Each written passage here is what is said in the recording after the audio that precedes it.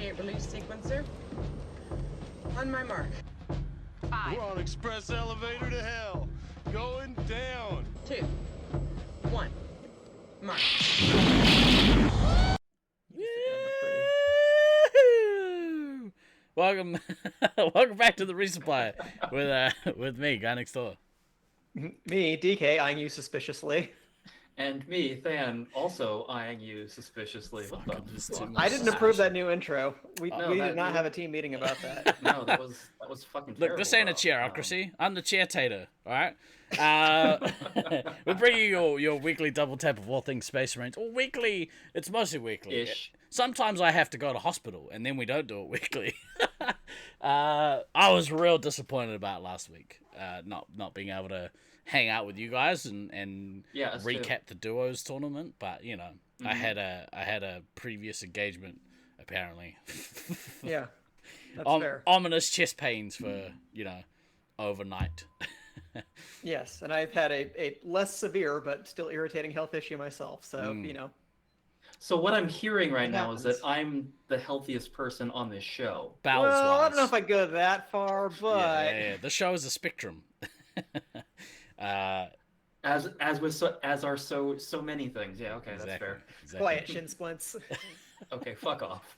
Shin splints versus chest pains for a fucking 24-hour period or other gastrointestinal issues. Yeah, I'll take my fucking shin splints.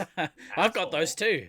This is like a ER bingo. I love it. Bingo-er. Nice to see you. Welcome to the aging resupply. Nice to see you, Chad. Very nice to see you. Hope everyone has had a great week, a great couple of weeks. There's a few things I want to get into before we get into the crux of the show, and it's sort of already there. But this fancy thing here turned up in the post this week, which actually turned up in the post a couple of weeks ago, and I was like, there's no logo on it, but they've left a gap to put your shit. So I was like, I'm gonna put my shit on this fancy banner. So fucking awesome. It's so cool, man. It's all embroidered and stuff. It looks so dope. So that'll probably live somewhere in this frame from now until, I don't know, we Forever. inevitably either die in a plane crash or have a band falling out, or however it is that the resupply ends, some fitting way. Oh, Kodama, 32 months. Skinnerd? Yeah, yeah, that's right. I was making a reference, to a plane crash. Lights. Kodama, thank you very much. Thank you very much. I hope you had a great time at Duos, but we're gonna talk about it because I'm sure you did. The other thing, I got a fancy new hat. Look at this fancy new hat. Ooh. It's quite jaunty. It is jaunty. Quite a jaunty cap.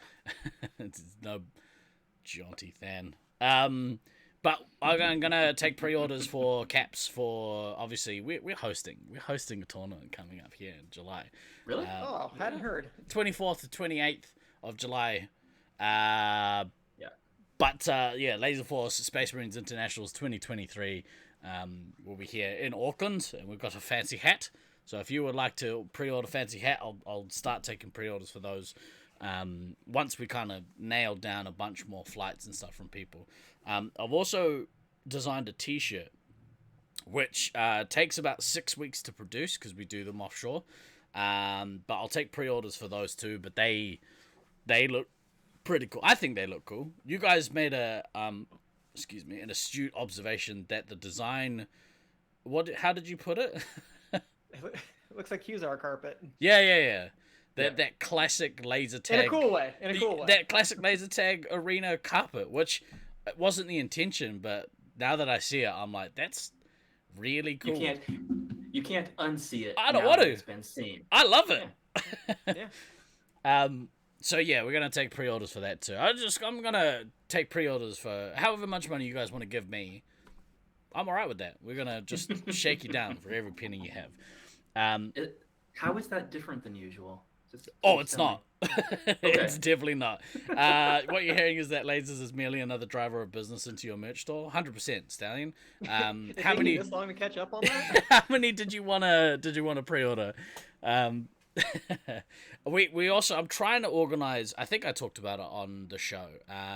But in Darmstadt, I think they have RFID wristbands. So Yes, Marcus was trying to make me jealous when I saw him at Colorado. did he bring it with? Yeah, and he it's just very cool. He did one of these. Mm-hmm. Yeah, so I want to get some of those made up because they're actually surprisingly cheap.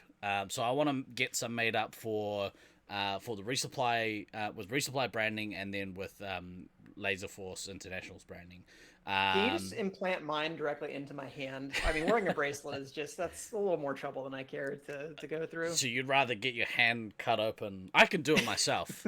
I'm taking pre-orders actually. What's the big deal? It's just like getting your hand pierced.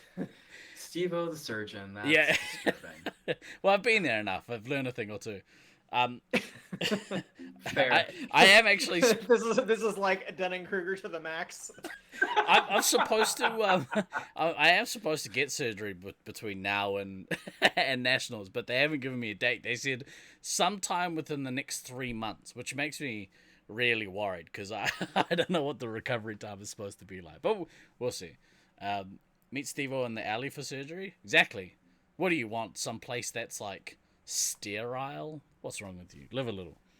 But yeah, so we've there's a bunch of stuff. There's a bunch of stuff happening. I've already we put in motion the after party, if you will, for Nats. I've ordered a couple of disc golf discs that will be prizes for the disc golf tournament that we're running, which will basically have this logo dyed into them. So there'll be 2 of those, and we'll have those for like winners of the tournament, and then maybe like a CTP or something. So if you want to play, if you're going to be here the weekend before Nats, which I think a lot of you, especially Americans, are planning on sort of being here like Thursday, Friday, I think. Start practicing disc golf now. Come and play with us. I think at the moment there's probably like 10, if that, maybe 5 to 10 people playing. So there's a good chance you could win yourself a frisbee if you get into it. It's a good game, bloody good game. Do you play disc golf, DK? I have played disc golf, I think, twice in my life. Yeah, perfect. You're in the running. Perfect for you. Yeah, Yes. perfect for me. Right. Was there any other housekeeping that needs doing? Well, maybe an update for Auckland. Still waiting on insurance go ahead. I actually had a chat with James today, who was the player here that is who basically quoted all of the renovations and stuff. So he's just like, we were just waiting on the insurance company, but once they're good to go, we're good to go. We also might use the maybe I shouldn't talk about that. Actually, I'm not going to talk about that. So You always tease the audience. You always catch yourself 2 seconds too late. Yeah. You're like, oh, one more thing. Oh wait, I can't say that. I can't talk about that. And I don't mean to be like that. I just get excited, and then I have like just this voice in the back of my head being like, bro, no. So, you're not supposed to talk about that to the public, bro. Yeah. What? Shut up! Stop talking. But yeah, it is what it is. Stupid brain NDAs. Yeah. But yeah. Conscience going, bro. No. Stop. Yeah. Stop. Yeah. I feel like yours works overtime though, Steve-O. Oh, I reckon there's a bunch of like the same person just up there yelling stuff all the time. It's terrible. Disc golf, maybe don't want to scare people with your left arm cannon, bro. Bust it out. I'm not gonna make that joke. We just had the armed defender squad yesterday. Not here, a different place. How you guys been? What have you been up to? I mean, aside from things going a little weird and stupid at work, that have basically made a decision for me that I'm definitely not going to be able to go to New Zealand.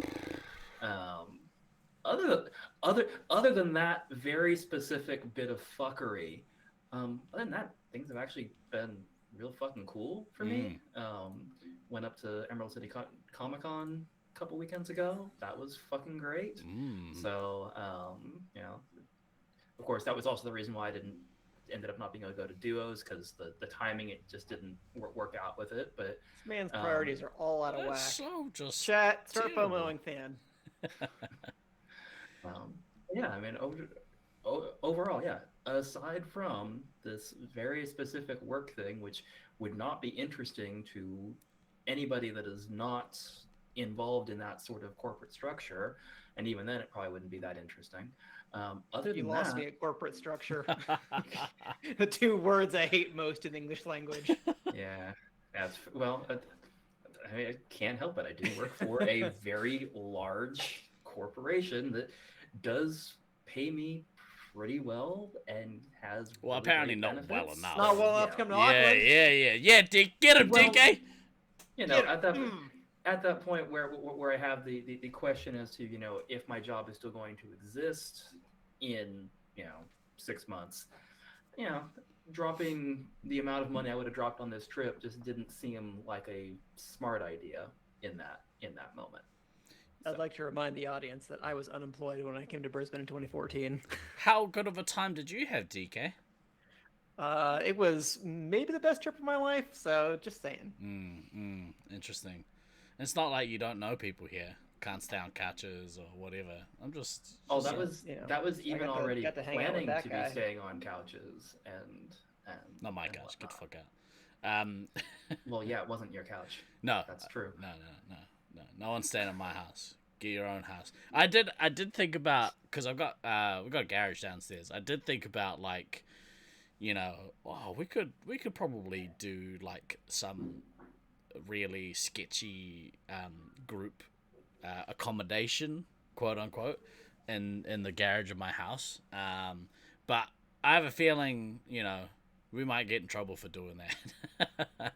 My neighbors would be like, "Are you like trafficking? It seems like you're trafficking." Will there be enough chamber pots for everyone? My lord. Well, yeah, we got poop buckets. I mean, obviously, we're not animals. I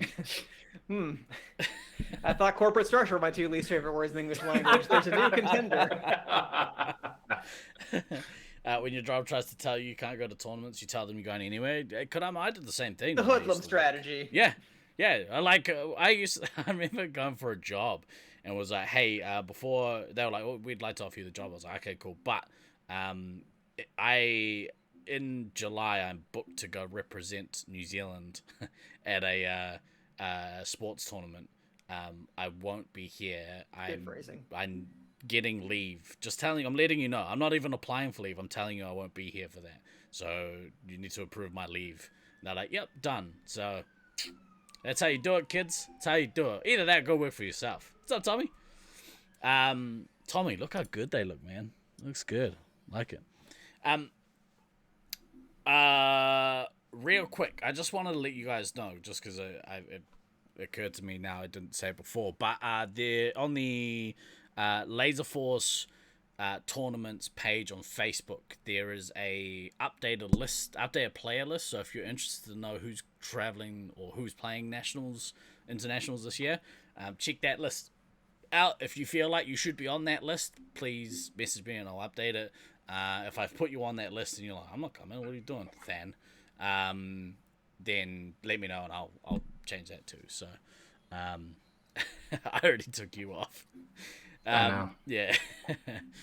Yeah. Terrible FOMO strategy. What's that? Take them off the list. You gotta keep them on the list. Apply additional pressure and sanctions. I know, right? I mean, again, I'm already just like, I'm very irritated about the whole thing, but yeah. Oh, not nearly irritated enough. You know what? Fuck both of you, because both of you know more behind the scenes stuff anyway. So fuck both of you. As soon as we get to like Poison for your pitiful Oak, on-screen bullshit, Poison FOMOing Oak in the still have boxer FOMO shorts type, irritation. That's where we're going. That's what we're aiming for. Worse than a itch. I hate you both so More much. like a rash. DK, how you been, bro? What have you been up to?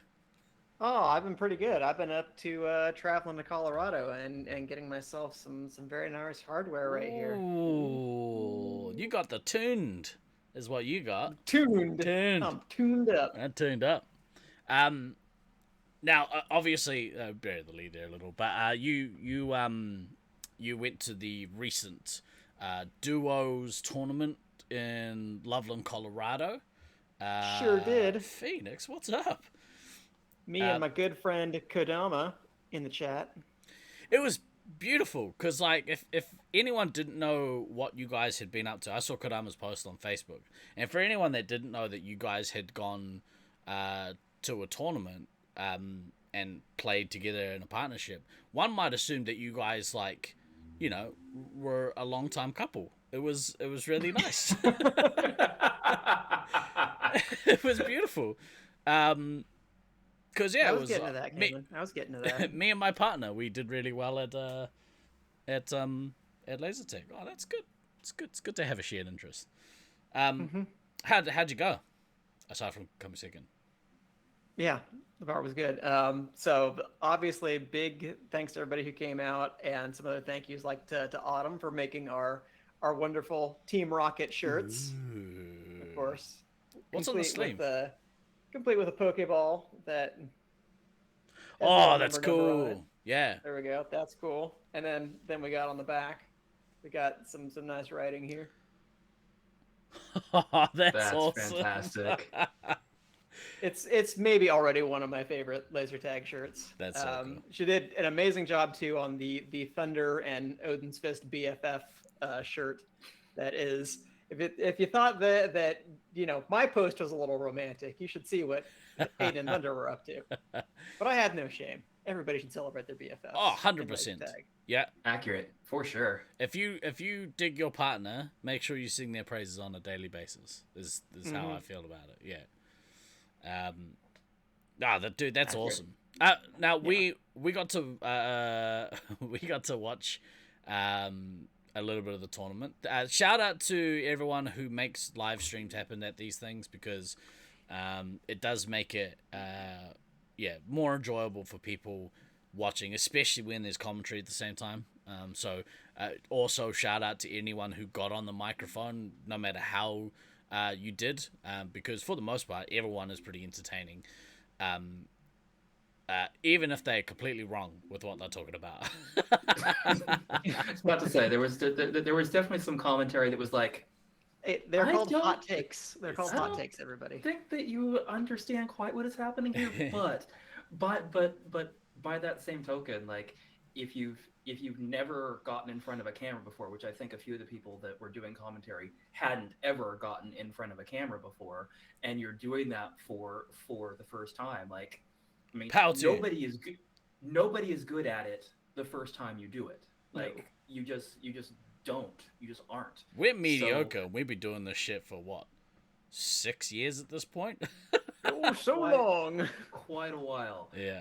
So the fact that people were like, yeah, I'm gonna go in front of a camera and expose myself to ridicule, that takes a certain amount of guts to do that. So poor ridicule.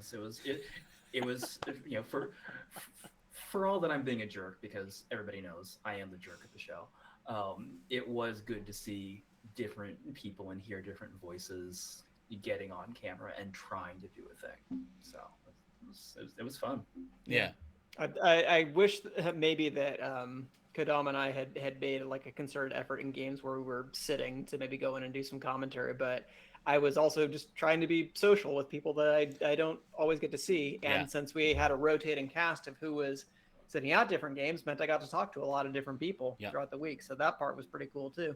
It's such a good format.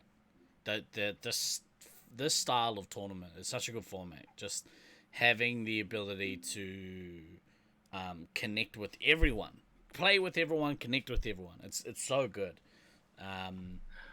Well, and it's a format of tournament that like I I really hate how wrong I've been about so many things in the last like 2.5 years.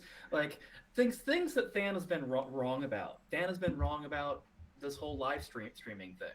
Like I think I said before on stream, I was the one of the three of us that was like, really?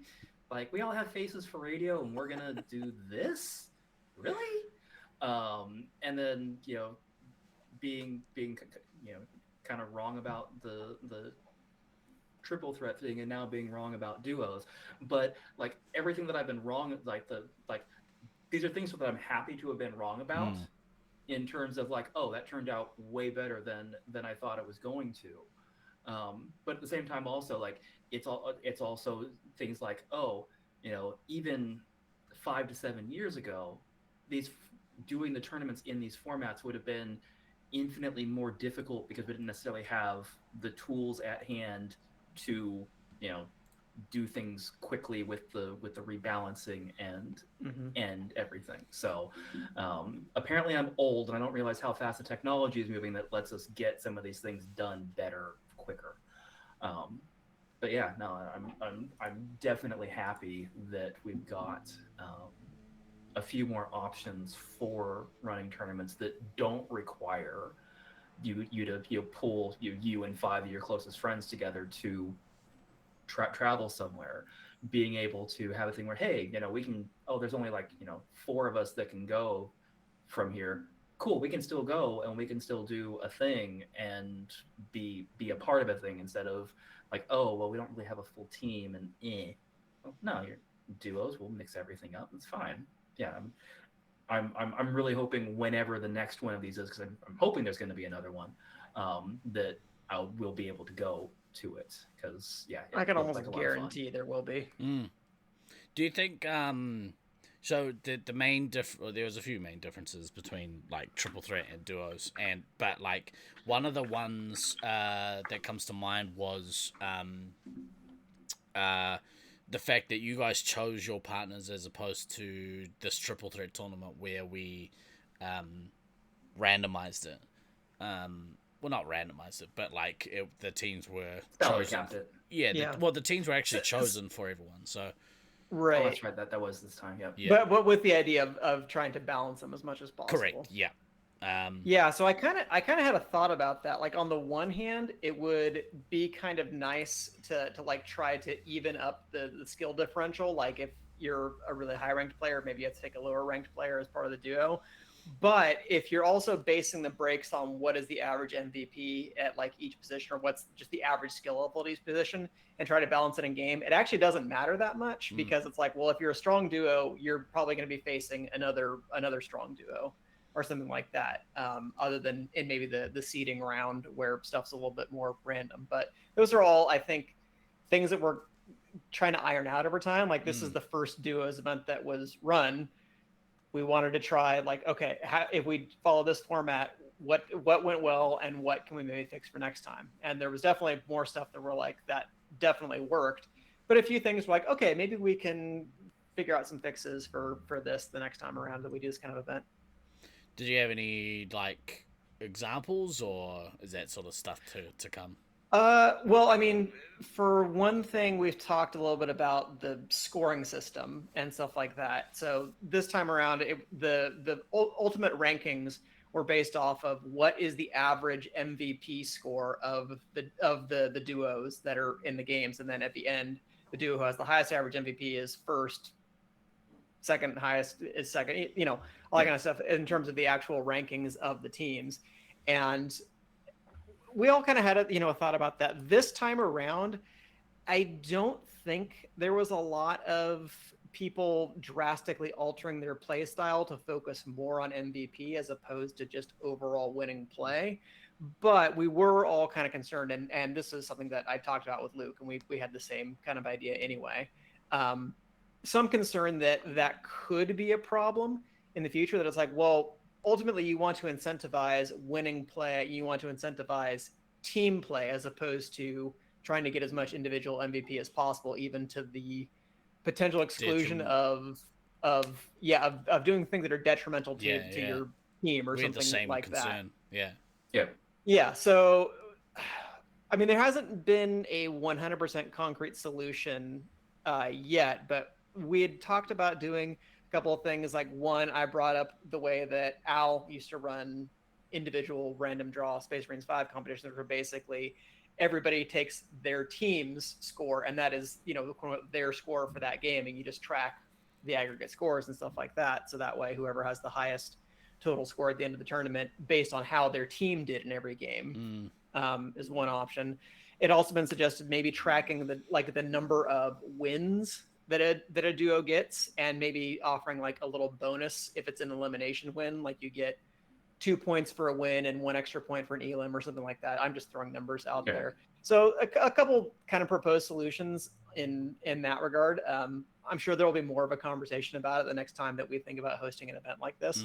But overall, I think it went really well. And like by and large, I feel like even though it was based off of MVP rather than something else, I kind of feel like the right people finished in the right places. Like I feel like pretty much no matter what the format had been, Caleb and Snuffles probably were going to take first anyway. Right.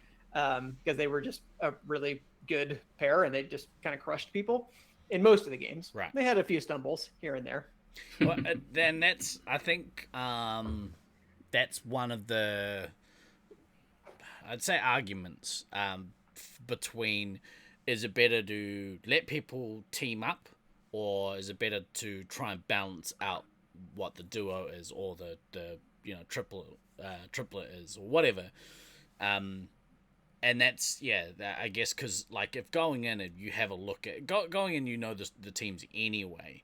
But if you see a team like Caleb and Snuffles, and you're like, oh, okay, well, they're clearly just on the eye test the best duo, and then that ends up being the case. You're like, well, okay, well, we saw that kind of coming like a mile off. They didn't like carry it through the entire tournament because they weren't number one at the end of day one. That would have been me and Kodama. But everybody cares about how people finish on day one, right? Yeah, totally, absolutely. And it's not like they didn't work for it. They did have stumbles, and they had some close games where they managed to pull out ahead of the pack, and that's just kind of how it went. Mm-hmm. So. Yeah, maybe if there really was a pair that was just absolutely destroying everybody, you would think about that. Yeah. But I think because it does tend to balance out, I think, and something else that we talked about too is that the balancing kind of also has to be another tier down. Like if you're the stronger duo of the 3-hit positions and you're facing a duo that is almost as good but not quite as good, like the slightly weaker duo needs to have the advantage at scout against the other 3-hit pair to like make it fair. Because there were some where it was like, okay, well, this stronger 3-hit combo has the weaker resupply than the team that has the less strong duo. But it turned out that the scouts made way more of a difference than the resupply, which is just kind of how things play. In that maze, definitely. I think for most mazes, but like, Well, and this was something that came up too at the last St. George event where we did do essentially a point cap tournament and we were trying to rank different players. I think one thing that's been borne out both by that tournament and by the duos and the way that people were being ranked is we need to apply some kind of weight to the different positions. Like commander and heavy should count for more of the ranking than resupply, because you could have somebody who's a great resupply player who is a decent 3-hit player, and then you could have somebody who is a brilliant 3-hit player but they're not a very good resupply for whatever reason. The really good 3-hit is still going to have much more of an impact on a game-to-game basis, even if they're having to rotate through positions, because it's just going to add that much more weight. So again, I'm just kind of throwing a number out there, but maybe we count like 3-hit for 3 times whatever the kind of baseline thing is, scout for 2 times, and resupply for 1x whatever the ranking is. Just again, spitballing off the top of my head, I don't know if that'll be the final ranking, but those are things that I think we'll need to look at going forward is adding some weight to the different positions rather than just saying, well, these 2 teams have roughly equivalent aggregate MVP. It's like, okay, but where are people being put in each one of the tiers? The whole reason why MVP is more weighted towards those positions anyway, right? Like usually in a tournament, the player who takes out the top MVP has played a lot of commander or you know, It's usually been a commander heavy. yeah. And that makes sense because we talked about it before, like, they usually have more of an impact on how the game is shaped. So, But I mean, it's also a chicken and egg situation because the best Yeah. players also tend to play those positions. That's so right, it's like, yeah. well, it's no surprise that of course they came out on top. yeah, Well, and on the positive side of having to deep dive through data and kind of and figure out weightings, we have at this point in the LF stats life cycle, we have so fucking much data that we can look through to try to smooth some of these things out and try to get a better solution for weighting and things like that. I don't think any of us ever thinks that it's going to be perfect because it's not, because It's always a work in progress. It's always a work in progress, and I think even going back to day one of when we started doing MVP, fucking was this 12 years ago now? Jesus Christ! Like I think the comment that I know I made then, and I know we've all made it since, is stats will never tell you the whole story of what a player is. They will get you into a pretty decent ballpark of what a player is at a performance level, but stats have hard numbers have a really hard time trying to quantify all the game intangibles. Now you can say that if you're good at the intangibles, there's going to be a certain amount of that being reflected in your numbers. Sure, that's sure, but it's not going to reflect every single piece in there. Yeah, that's all. So, you shout about adding MVP for hit diff from your soapbox till you die. Keep on shouting, my friend. Keep on shouting. Get yourself a podcast.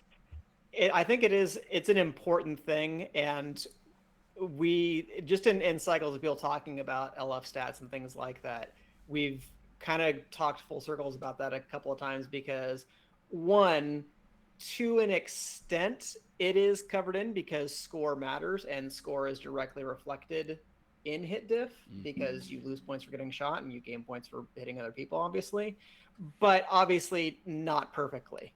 And we know that there's a difference between hit diff between different positions, and like what it ideally could be. You can end up in really weird, wonky situations with the medic where they could end up having a hit diff that's like 12, 8. 20, infinity if they never get hit, that kind of thing. So there are little things that need to be ironed out, but obviously there's some weird edge cases. That's a situation. There's weird edge cases, but it's also one of those things that it's like maybe we start adding like even more advanced stats, because I mean we know that in baseball, what did they start tracking? They started tracking runs, hits, home runs, stuff like that. Stuff that's very basic counting stats. But then they brought in sabermetrics, and you could start calculating things like OBS and VORP and all these other weird kind of little things that are other iterations of stats. So like being able to look at a player profile and somebody who has identical MVP on average, but then looking at what is their average hit differential, like those two frames of comparison might tell you a lot more meaningful things about the player. So like maybe we don't have it all down to one number, but now that we have multiple numbers to look at, maybe some kind of mad scientist statistician out there can start thinking about other ways that we can apply some of the different stats that we are able to track. Well, and the fact that we're now able to, actually track downtimes and the reasons for downtimes, like that right there is absolutely fucking huge for being able to get into more advanced metric tracking. If you see, you can tell somebody was deactivated 75 times in a game, but 40 of them were because of resupplies. Well, one, how inefficient are they being that they're needing 40 resupplies in a game, depending upon what they're doing. But yeah, just yeah, we have so many more numbers that we can potentially look at now to try to refine these numbers down a little bit, so that we can do these extra balancing acts, as it were.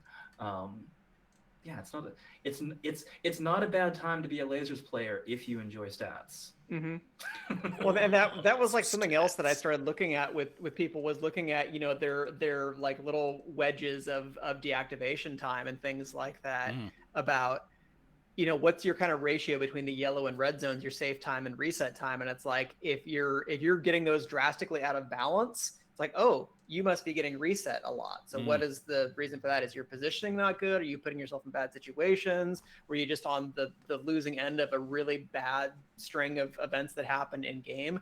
But it's like, those are things to look at if you're just doing multiple iterations of the same thing.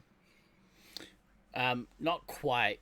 Not quite in the same ballpark, but something that's interesting that popped up on my feed. I'm part of a group called the I think it's the Laser Strike New Zealand discussion, or Laser Sports New Zealand discussion. Predominantly a zone kind of scene down here, but Yeah. a thing that popped up on their Heretics. yeah, a thing that popped up on their Facebook feed, which I've just found now. It's GPS tracking within the maze, and So that's something that I know has been discussed for Laserforce. Like, I know even back into like the late '90s, that was being discussed. And at the time of it being initially discussed, it was like, that's so fucking expensive. How the fuck would you even make that work? It'd be really cool. But at the time, the equipment to do it was, a little more specialized, lot more expensive, and it was just never something that went beyond a, hey, this would be kind of cool type thing. Now that sort of thing, It's very much the realm of possibility. yeah, it's definitely a lot. Yeah, definitely within the realm. I've got it here. I'll quickly switch across because it's interesting, and I won't spend too much time on it because we're gonna talk about duos. But let me quickly switch across to here, and just watching like I don't know if you guys can see that. Can you guys see that? Mm-hmm. Okay. Yeah. Oh, if I switch over to the other window, yes, I can. Oh, cool. That's awesome. That's something that like I would love to have implemented for our scene, for Nats, because if you can watch this, I think this is better to watch than like a live camera feed. At least initially. Holy shit, he walked through that wall. Maybe it's like Brisbane. Maybe they've got submarine doors. Ugh. Yeah, but yeah, like something like this would be really, really cool to kind of, track and watch, especially alongside the score ticker. Because you can watch someone run in and be like, oh, let's watch this attack run by Odin's Fist. Odin's Fist is going to run in and kill the resupply, and they run in there, and we can see just how effective that attack run is. Like, so cool. I'd love to watch stuff like that, because then that's the next step. The next step without like having to go through the expense of like live camera feed. That a commentary team can be like actual commentate on something that's about to happen, or we can watch in real time the resupply get flushed, and what's that? The resupply have split apart. Oh no, look how far away from each other they are. Like, that sort of shit would be so cool to watch. Yeah, 100%. Yeah. Tucker's comment in chat: my face when the suits can be tracked, we just haven't released the software. What?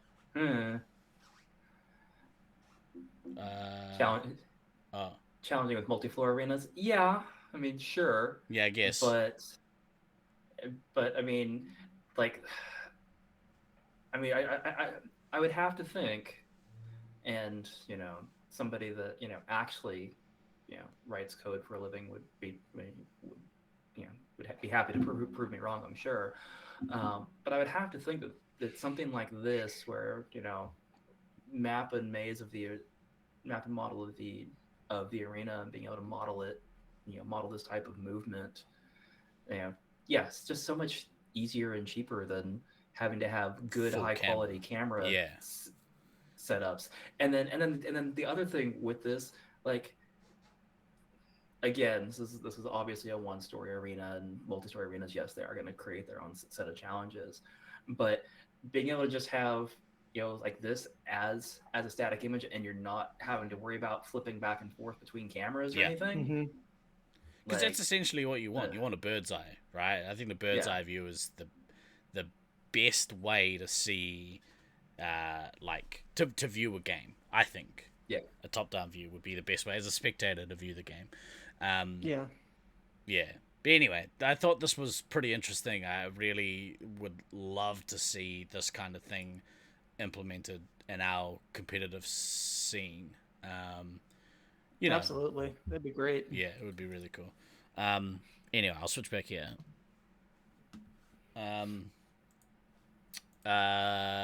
Jen, the secret was this thing. See this banner? That's all you. That's all you, community. That right there, that's a testament to you guys. Top fundraiser, lifetime achievement. Go you good things. Bird's eye view with other cameras at various points for recap casting purposes. Yeah, like that. Hey, tell Rapid Fire competitive. Don't tell us. That would be So that would be really cool, Odin, because like.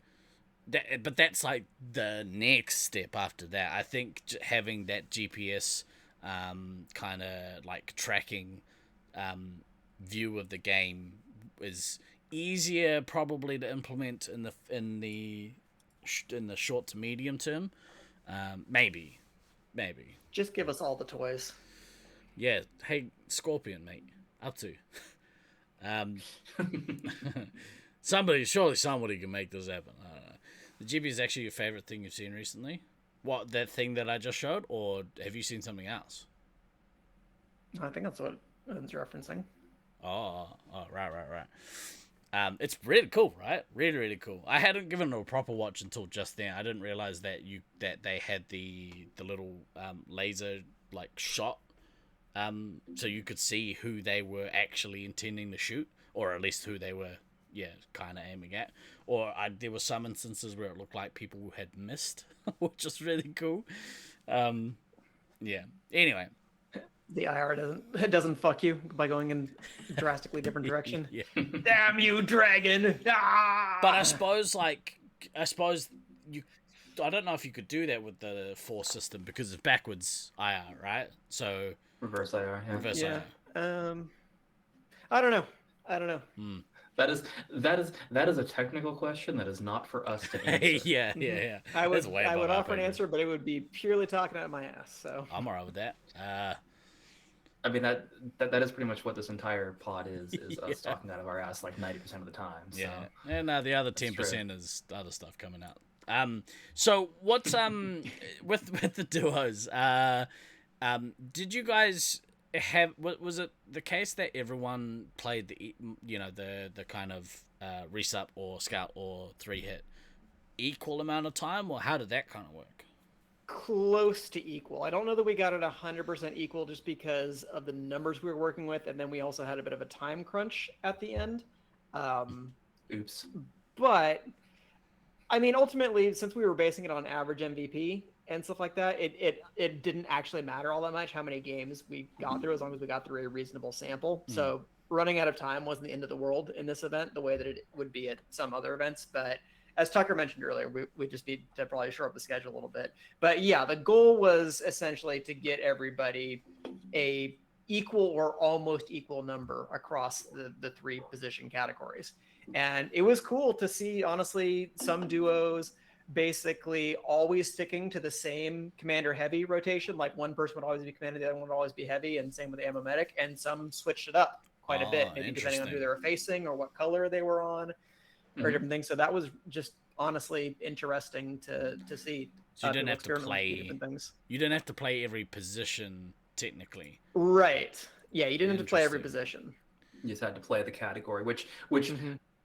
honestly, from a scheduling perspective, just having it be the category makes so much more sense, because I mean the scheduling for something like this is already complex. Yeah. If you then broke it to, okay, you need to play every position instead of just position categories, you're just adding another Well, not level of necessarily. exponential complexity onto it. Not I feel necessarily. like. All you have to do is you don't have it so that the commander has to match the other commander, right? So if you've got your partners playing, so I would imagine you DK, you and Kodama played against Caleb and Snuffles quite a bit, right? That was kind Yeah, of a few times. yeah. So and it's not like you guys were having to match your counterpart. You just had to play against Right. the duo that was your counterpart, right? So you could do it so that you must play one of each role during the day still, which is what we were aiming to do at Triple Threat. It didn't work out that way, but that was the initial initial goal. I think the main driver this time around was to cut down on the already extensive bookkeeping. Yeah. Well, then you're there would getting have to be one players more to thing manage track. that, right? Like it's okay. Yeah. You need to make sure that you're doing that, and maybe implement penalties if it's not strictly adhered to, like we did at the first time round. But as long as people play within the spirit of the rules that are set out, that's all you could kind of. That's what you want to hope for. Yeah, for sure. Yeah. I don't know. Yeah, no, I mean, don't get me wrong. I am still, very, very bummed that just the timing did not work out for me to get there for this. And the other, and the other positive with a tournament like this is, because you are getting forced into playing, at least all the different classifications of roles. It's a really great chance for people that maybe don't normally get to play X, Y, or Z to have to play. Well, that's the idea position of making X, sure Y, and everyone Z for plays sure. Yeah. everything at least once. Yeah, It's and purely so- for that, to make sure that everyone gets the opportunity to play every role. Although if you're in a duo, I would imagine it's a little easier to manage team dynamics because it's just the two of you have to worry about. Yeah, I think so. Yeah. Funnily enough, as you add extra people, the dynamics get more and more complex. It's weird. That's really strange. Yeah, I know. It's super odd. Who would have thought that having more people interacting would make the interactions more and more complex? It's weird. Did you have any like super highlight moments from the week? Well, I mean, before I get to those, I mean, let me again just kind of rattle off the thank yous to everybody involved. So obviously, thanks to Jeff for letting us use Loveland Laser Tag to have this tournament, because that was awesome and fantastic. Thanks to Calkins for opening for us every day, because he was the one who was responsible for keeping the doors open, keeping the place clean, all that kind of stuff. So that was a big help. To Luke, obviously, for the ideas and for breaking down the categories and for setting the schedule every day. To Tucker for managing a lot of the other stuff that was related to the tournament and helping to run the stream. And shout out to Beans for helping to get that set up from a distance as well, and not walking in the door 5 minutes before the tournament ended on the last day this time around. We all knew it was a possibility. Yeah, well, if he had done that instead of coming to National, I'd have been pissed. I can't afford the tickets. You sure about that? Is that because you wasted your money on like an overnight trip to Colorado? Dummy. So overall, I think the event was a smashing success, and I very much look forward to playing another event like that. Awesome. Yeah, whether or not you should have to play all 5 roles throughout the day, like to try to get at least one in, that again, I think is probably okay just to leave up to the duos. That it's like, because I mean, we definitely had that conversation in a couple of games, Kodama and I, I mostly was just kind of asking which role he was more comfortable with, because I didn't really care what I played most of the time. I'm just happy to be in the arena. But there were definitely games where it's like, you know what, I really feel like I want to play commander this game. Are you okay taking heavy? And it was always, yeah, sure, absolutely. Let's try something. If you're excited to play a different role on this side, then let's try it and see how it works and see what we can learn from the situation. So that might be one of the major benefits of having players choose who they want to play with, because if you're randomizing, or fully randomizing the teams, the partnerships, or in our case the triplets, then you run into the situation where personality conflicts happen. And like Tucker said before, is where there's a lot less blow-ups at this tournament. That's probably a major contributing factor as to the reason why everything was way more harmonious, because the likelihood is that you are playing with somebody who you chose, and so therefore and At least a little, yeah. Yeah, and then you can the communication is there, rather than like, oh, I got lumped in with this person that I don't normally talk to, or whatever it is. Insert problem here. Yeah. Don't you both trying to pawn heavy off on each other the whole time?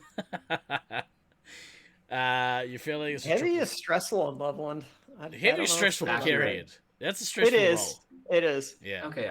Also accurate, but if it feels a little more so in Loveland, just with the you have to see everything.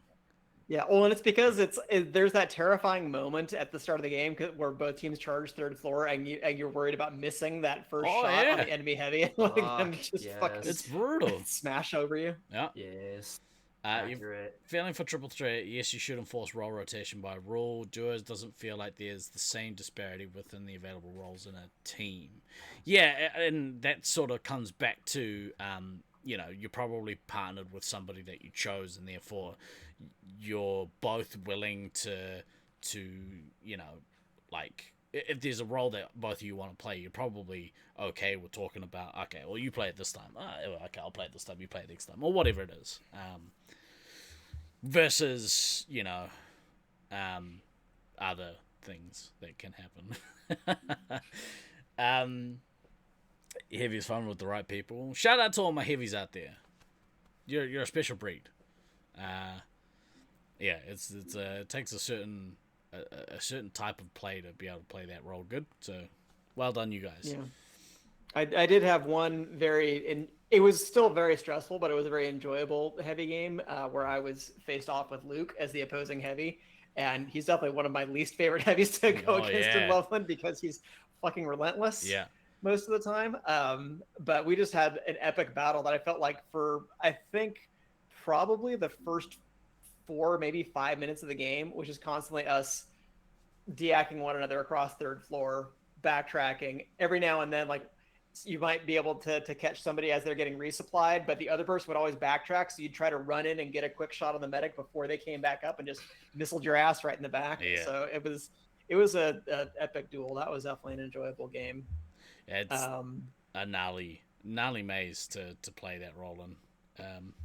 It is, but I feel increasingly good playing in that field the more that I've done it, compared to... It's weird how that works. Yeah, even January, especially compared to last year at West Coast, I'm way more comfortable with that field, and certain aspects of it have grown on me quite a bit.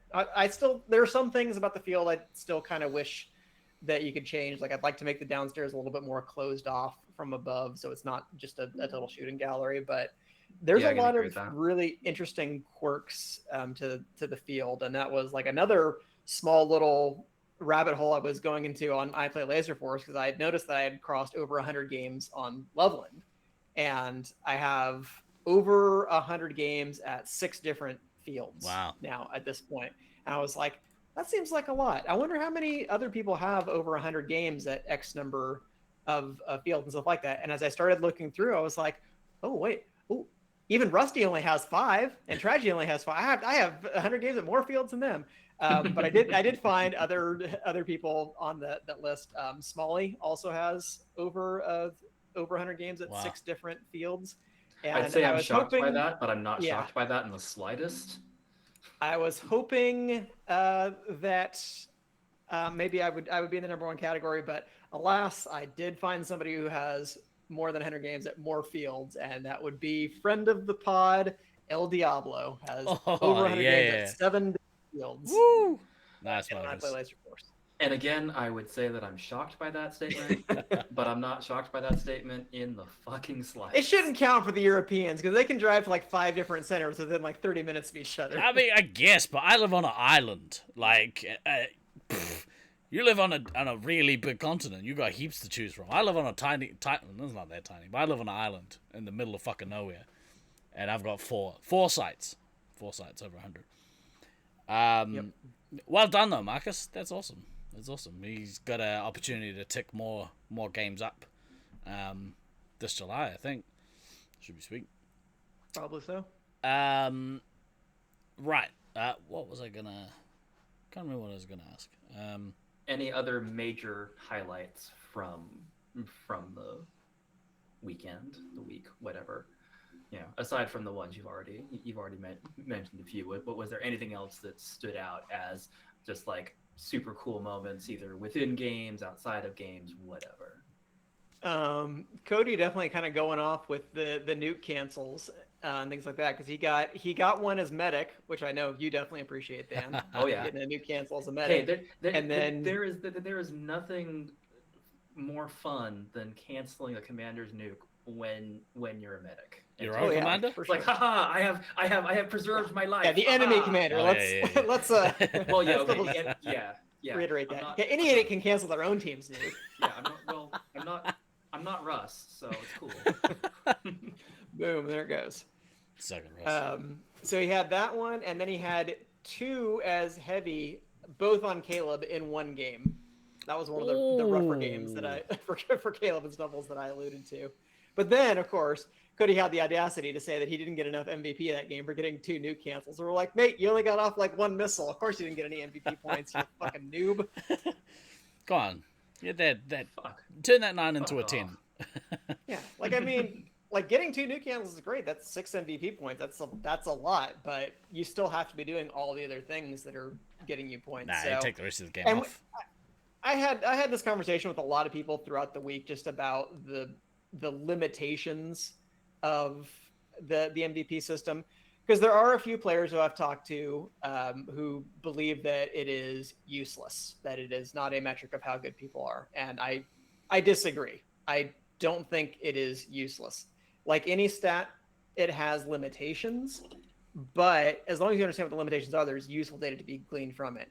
And I guess kind of my whole thing is, if you look at most of the tournaments and you kind of take them in the aggregate, it still kind of tells you, like, even if you were just going off of the eye test or public opinion, I think it would be pretty close to the same rankings as the MVP system gives. Maybe not all in the same order, but I think that most people would come up with the same list of like who are the best, 15, 25 players in tournaments in any given scene. Like, I feel like the numbers in the eye test will match up fairly closely.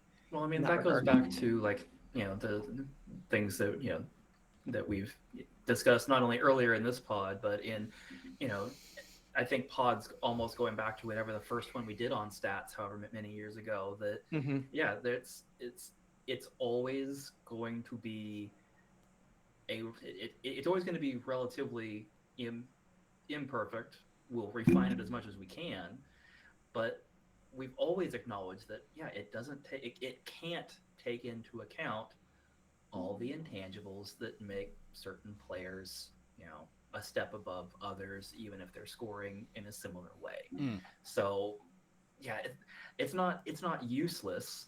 Now, yeah, if you want to make the argument that it doesn't say everything, we know. Yeah, and there are definitely players. Day one. There are definitely players who I would say are underrated based on what their average MVP is across stats. So maybe it's the same set of players as people who don't think that it's very useful because they're not ranked as highly as they think they should be. But hopefully people can see past that and are forming teams and making recommendations and making judgments based off of holistic picture and not just one thing. Like you shouldn't base it just off stats, but you also shouldn't just base it on your impression, because we're prone to all kinds of biases. And if you look at the numbers and it's like, well, look, the numbers and my perception don't square with each other, which one is more likely to be wrong? Depends it's your opinion is more likely to be wrong, is what I'm getting at. Yeah, well, I was going to say it depends on who you ask, right?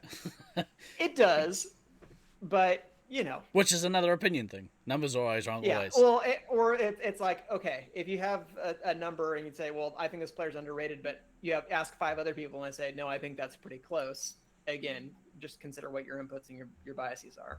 Math is dumb. So, well, and then also the thing is, like, people don't understand, like, or they just can't get it through their heads. Like, if you're a little bit underrated by whatever metric, use that to your fucking advantage if you're in if you're in like a salary cap situation.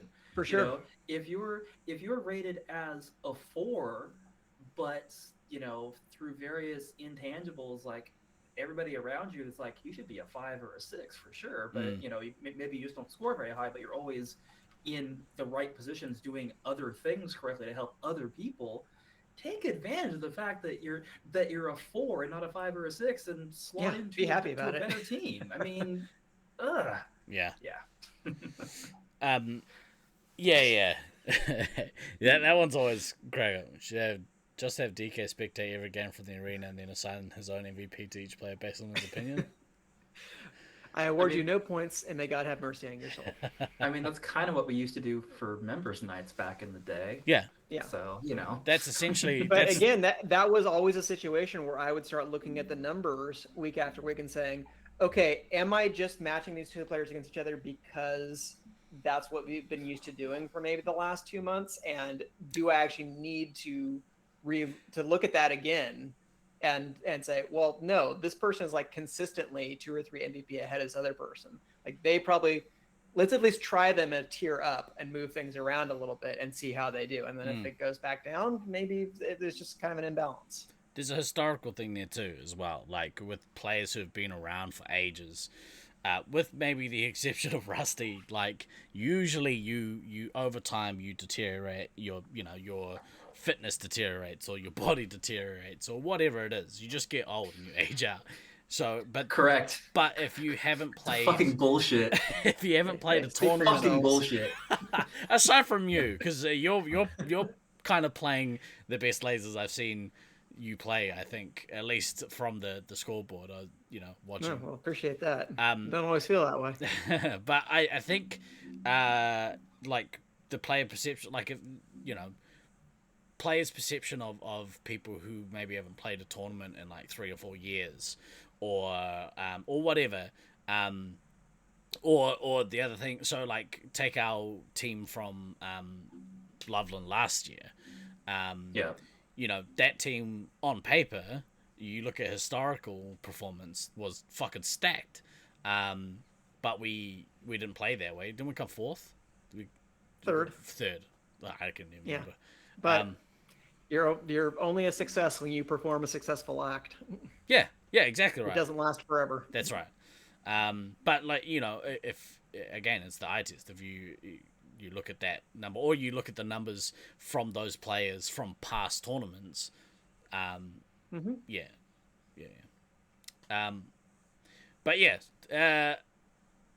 we didn't go into it. But what were the standings? What were the standings for the tournament?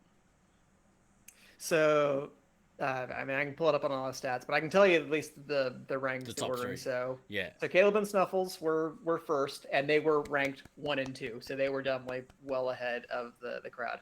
Kodama and I came second. I think individually we were ranked either 4th and 5th or 5th and 6th. Oh. But because our MVP was so close, and the duos, or it's like we might have had one person who was ahead of us, but the other was below us. So average wise, we still came up with the second highest among the duos. And third was Cody and Calkins. They were only a little bit behind Kodama and I think. And then 4th place, who I'm pretty sure was Luke and Jarrett, were only like .02 average MVP behind Cody and Calkins, and then Wow. I believe Thunder and Aiden were like .03 behind them or something like Wow. that. So It was really, bunched. yeah, third through fifth were really close, and really second through fifth were pretty close. Right. Something like that. Oh wait, I mean, Tucker, you can issue the correction. Yeah, I was about to say But Tucker in chat is about to issue a correction. Dun dun dun. I know he like- posted it on Facebook too in the tournament group. Well, if you're just talking about the numbers versus the placings, I don't care. It was close. The point is, it was close. It was close. Yeah. It was close. for So sure. that's It good. was That's a good parity, competitive, right? close tournament. That shows parity between the teams of two, or at least the top five. Yeah, generally speaking, I think. What's Aiden and Ease were fifth. Oh, okay. Isn't Yeah. that what I said? Yeah, no, I think he was saying no to maybe the gap between. Four. Yeah. Okay. Oh, yeah. Cool. Again, I don't remember the exact numbers. I just know it was Yeah. close. Actually, But- I think you'll I find know it. especially the third fourth pairing was very close in particular. It was Right. like, oh, we just missed getting that. But again, like this all goes back to, you know, it was a very successful first running of this format. Mhm. It was incredibly balanced. It looked like a fuck ton of fun for all of us that were watching it. You know, It really was. from distance. The games in general looked pretty good. I mean, there was the occasional blowout, but there's always going to be the occasional blowout, especially in that maze. Yeah, even between closely matched teams, if like 2 or 3 things go wrong, the game can just spiral out of control. Oh, for sure. We watched Yeah. a couple games where the spiral was about to happen or just started happening, and then the other team would make a mistake and it completely flipped the other way. It was really, some of those games were really great to watch. Like there's one game where I think the commander on one of the teams had, like, if they had a drop, which they didn't know, but if they had a drop their first when they got it, would have wiped out. You know, they were by far on top, and then the other team just clawed their way back in and ended up winning. Yep. It was awesome. I can't remember the teams, but it was really, really cool. I don't Fun to see remember that the stuff, teams. though. I don't remember the teams either, but I think I remember the game because Yeah, we were watching. we were in Discord. we were in the Discord watching it and being like and like it's sort of like, oh yeah, whichever color should, oh yeah, they should This have game's this. over. Like, Yeah. this game's over. This is, I mean, God, they're all on single digit lives and this, that, and the other, and then the capitalization just never happened. Yeah. And suddenly, like, everything was filled back up, and then it flipped, and yeah, and I just remember all of us being Discord like, what the fuck just happened with this Yeah. game? Yeah. Like all of us were wrong. What the fuck? Yeah. We not only were all of us, and like 5 of us in Discord watching it, like, I don't remember there's like all 5 of us wrong about a game, but all of us were wrong about it. It was, and then, I mean, that sort of stuff is fun when it happens. Like, what? Yeah. So yeah, it was good. Again, I cannot reiterate enough how much I want to go to the next one. The next tournament, do you know when that is? I heard it was in July, I believe the 24th to the 28th. Yeah, thereabouts, give or take, half an hour. Y'all can both eat the smelliest of dicks. For those who, This is just the next 4 months of your life. Just I know. constant, Get used to it. constant. I know. I'm aware, Yeah, and I hate you both. I know. So, what was the? Odin. Don't you start, Odin. Odin. Jesus. Have you bought your flights yet, Odin? I hope so. the question is, has Autumn bought flights for Odin? That is definitely the better question. There are people who have said that they've bought flights or whatever, but they don't have a team yet. If that's you, please let me know. I'll try my best to kind of, make something happen for you. But Autumn is your laser tag agent. I mean, that's just facts. Yeah. That is straight facts. That is entirely true. Yeah. So, I guess, do you have any closing thoughts about it? About the tournament in general, or anything else you kind of want to touch on? Closing thoughts were, I thought it was amazing. I have not played a triple threat tournament. I will admit that my brain thinks that the duos is maybe a little bit better of a concept Get because of fucked, how you mate. can No. balance the roles against each other, because it's like you have 3-hit scout resupply. It's Yeah. very clean in that regard. Yeah. But I do also want to play a triple threat tournament because I would like to see the differences, and I would honestly just like to play more laser tag. So I think it's good proof of concept. I don't know if next time around we need a fully random day one seeding round, just because that was when we ended up with some of the skewed games. And I think we all kind of had a pretty general feeling about what the rankings of duos was going to be, at least close-ish. So I don't know that we needed to go fully random. We probably could have devised something that was a little bit more balanced for day one. Maybe we design the schedule to make sure that we can finish all the scheduled games, but that is what it is. Yeah. We went much faster on day one and we ran out of time on day three. Right. And that just kind of happens sometimes. I think like using stats, MVP or otherwise, to create the matches is a good concept, but I think most people were in agreement that in terms of how we assign first, second, and third place in the tournament, maybe we want to look at something slightly different that's going to make sure that we're incentivizing team Wins. play and winning play. So then maybe it comes down to winning. like a hodgepodge, if you will, for how the scoring was done in the past for the first Auckland Triple Threat tournament.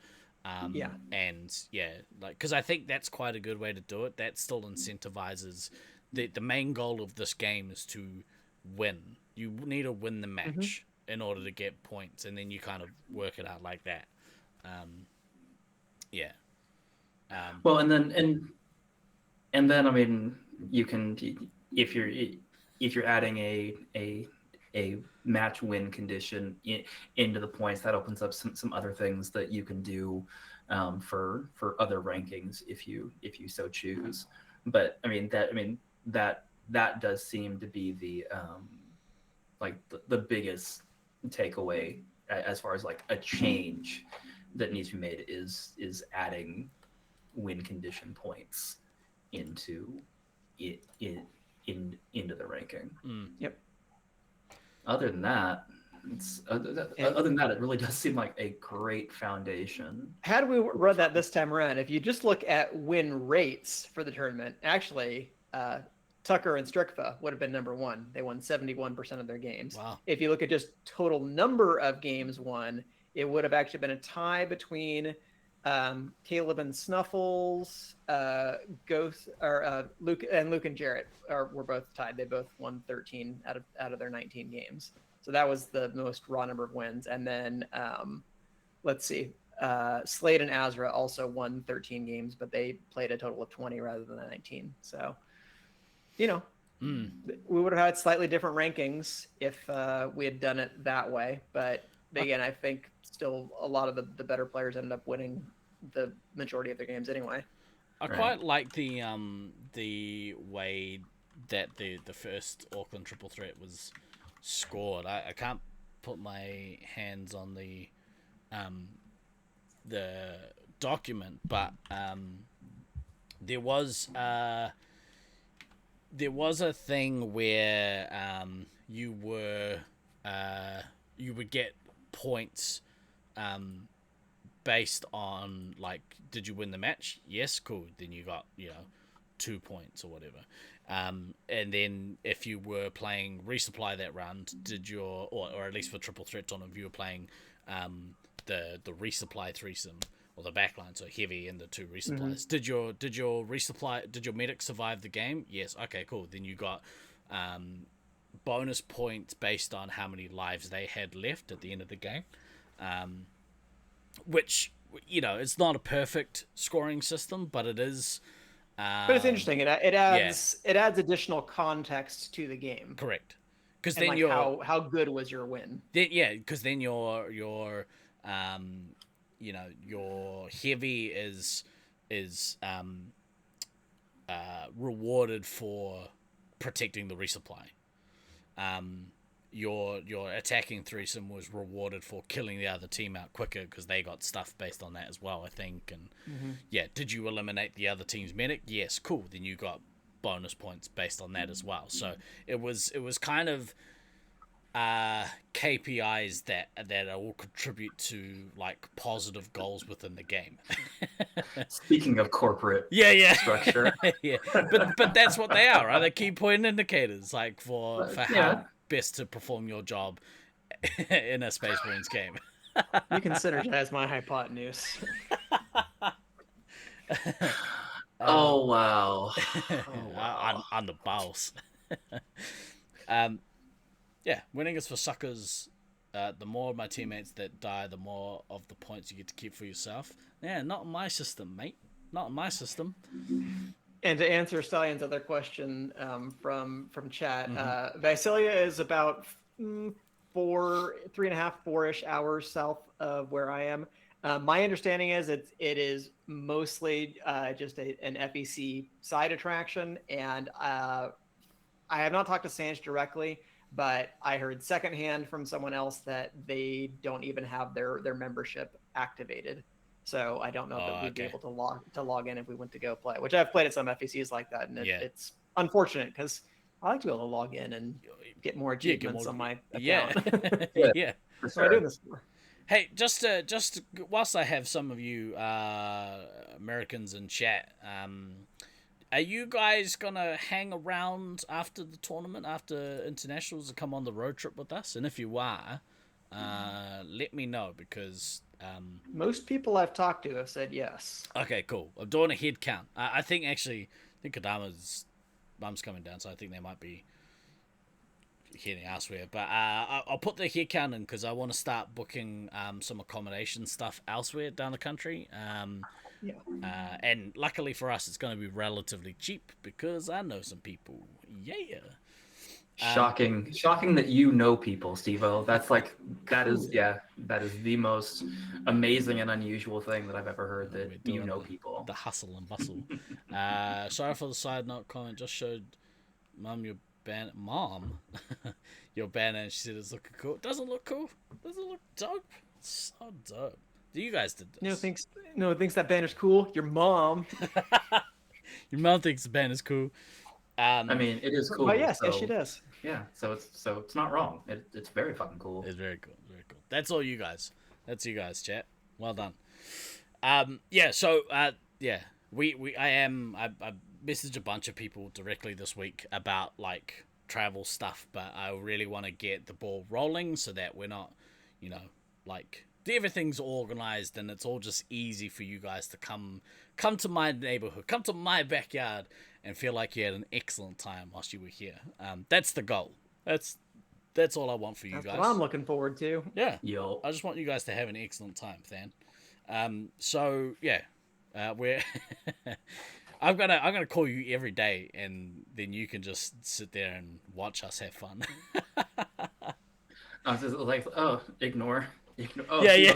You're hacking his phone so that it sets up an alert every day that just has Steve-O's face. Have you booked yet? Yeah. Why can't I snooze this? Is Dan gonna send a planking couch party? Yeah, maybe. By all accounts, like, success. Duo seemed like a real smashing success, which I'm real stoked for. That's awesome. I think we have a lot of different options now when it comes to tournaments, because we've experimented with a number of different formats, and spoiler alert, we might even have a whole show about that one of these days. Maybe. Ooh. Maybe. Ah. I think I wouldn't be surprised if one of these styles of tournaments eventually becomes the way that people would prefer to just play. Internationals is great and has been like the standard for the way our scene kind of runs tournaments. But with the increasing like closure or I guess closures of sites or member bases drying up, this becomes a way that you can continue a competitive scene without having to rely on having at least 6 people show up from individual sites, which is becoming harder and harder now, which is a real shame. But I really do hope that site-based competitions still remain like our top tier flagship event of the year. But it is great that we have other options to do other things, to do, you know, duos and triple threat tournaments and random draw stuff and things that don't require you to have 6 people from your site show up. Yeah, thanks. And let you play with different people. Thanks both of you for recapping the point that I made at the beginning of the show. Thanks for that. It's called bringing it full circle, mate. Bloody old. I want to reiterate your points. I thought you learned that in your fancy corporate business school. Bloody floaty head Zordon over there in your weird dark room. Being all mad and shit. Apparently, I need to like not wear a black sweatshirt when I'm doing the show now, because it does kind of all fade into the background. That was a deep cut right there. Good Zordon? job, Steve. Thank you. I did. Yeah, it's because I watched really outing our exennial background here. Well, I actually watched the original movie like not last week, the week before. Goodness me, it has not aged well. Oh, so bad. They start that movie with 2 extreme sports montages. I used the term movie. I think we have our next rewatchables all set up. I'd love to do it. We're gonna have to run that movie night, watching the original Power Rangers movie.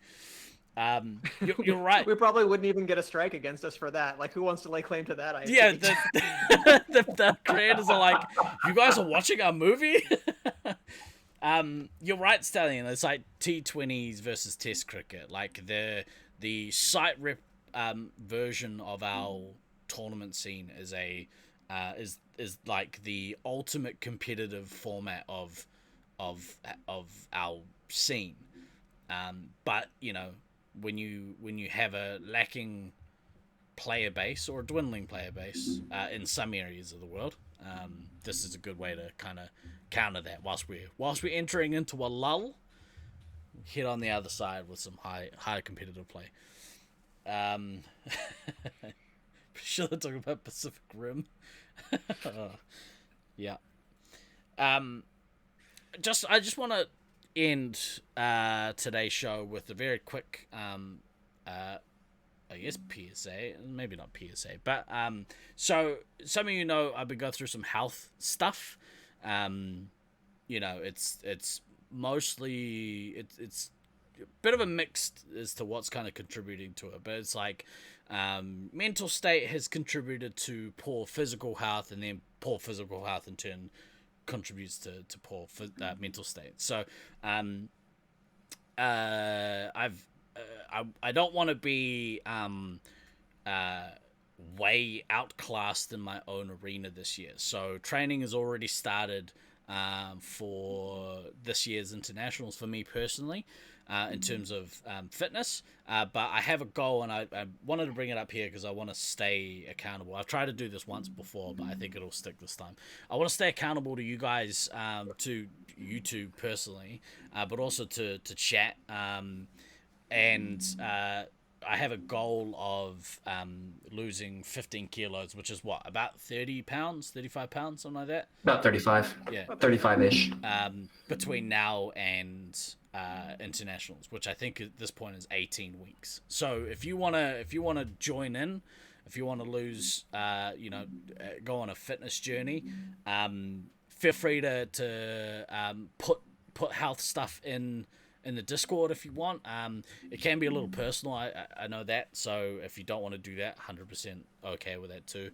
But maybe we'll do every couple of weeks we'll just do a bit of a recap as to where the weight's at, what the fitness has been like, what kind of activity we've been up to, and hopefully we can get a little healthier together as a community, because I do not recommend IBS as a weight loss strategy. It's effective, but it's not pleasant. I lost my cousin, I think it was last year, to health problems. Now I think he was younger than you, Than. He's like a young man. So I don't want to be like that. I don't want that to happen for me, and put that kind of sorrow on my family and friends. So, I wanted to do a public declaration of my intentions to stick around for a while. So, if you want to join me on your own kind of health buzz too, feel free to message me or chuck in the Discord or whatever you want. Or when we do the show, when we do Steve went to the health shop kind of update, then yeah, feel free to share your wins, or what you've been up to. And I know as a community, like, everyone will back you and be there to support you, just like you guys are there for us. So, yeah, I wanted to kind of talk about that before we finished up the day. Is there anything else you want to talk about before we skedaddle? I mean, I feel like we've covered all the things that we want to cover, and yeah, I'm all for this public accountability for health and getting in shape. Because even though I'm not going to Nats in July, I've also been in I need to get back on the exercise train, because I'm definitely not where I want to I'm not where I want to be right now with things either. So right. If we're gonna do this as a community, let's do it as a community. Yes, I'll ask my doctor about live streaming my colonoscopy next month. Let's do it. Let's not do that. That's not the kind of flush I want to watch on this channel. No. And definitely not the kind of backtrack that we talk about doing here. But... Man, I wish they would live stream that shit. Ew. One thing I guess that I will say. So my starting point is I'm currently the heaviest I've ever been in my life. I currently weigh 127.7 kilos, which is what? 250? Yeah, more? No, it's more than 250. 127.7. That's about 280. 280, yeah. So creeping up on that 300 pound, which is way fucking heavier than I should be. So yeah, well, we'll try and do the weekly kind of check-ins for the weight and stuff. And like, weight is not the main metric, obviously, but it's our main metric. It's Yeah. Again, if you know how to use the statistics. Yeah, exactly right. But golden rule is always when a measure becomes a target, it's not a good measure anymore. That's right. You're just going to finesse the data. Yeah, exactly. We want to emphasize health. Yeah. Health is not expressed in units of pounds. That's right. Or kilos. Yeah. Yeah. Like how TK and I both went for that at the same moment, realizing, oh wait, we have most of our audience is not in the U.S. Did you say giggle? So I mean, those are fun too. Steve, where to say we got Tucker, we're on a health journey, bro. We're on a health journey. Jim, we're on a health journey. We're all on a health journey. Odin, we're on a health journey. Very quickly before we end, if you are... Oh, yeah, that's the clip. If you are around this evening, if you're based down this way and it's not ridiculously late at night for you, over on the Bluesin channel, he is doing his second episode. He started a late night talk show, which actually kind of works well for people in the States, but he started a late night talk show style stream on his channel, on the Bluesin Twitch channel. The last show that he did, him and his lovely wife V, they do a show called Better Late Than Never with Trevor Mayfield, and holy fuck, it's pretty funny. It's some comedic gold. So if you're around, come and hang out for that, because there's call-in. People do call-ins and stuff. And Veronica, that's right, Veronica Knight. But it's pretty funny. So come join us over there tonight. There'd be some amusing people. I might do a call-in. We'll see. Last time it went okay. For this week, though, I've been top fundraiser guy next door. I've been DK. And I've been Van. Always remember to backtrack, kids. We will see you throughout the week, and not next week. I'll be in Australia. Ooh, no show next week. No show next week. No show next I week. thought you said maybe we had 2 weeks off. Well, Yeah, we'll tell you when We'll we're tell coming you back about on the air. That's Whatever, right. we'll figure it out. Yeah. You guys will get us when you get us. Pretty much. Be grateful. Much love to you all. Have a great week. We'll see you when we see you. Ka kite anō. Later.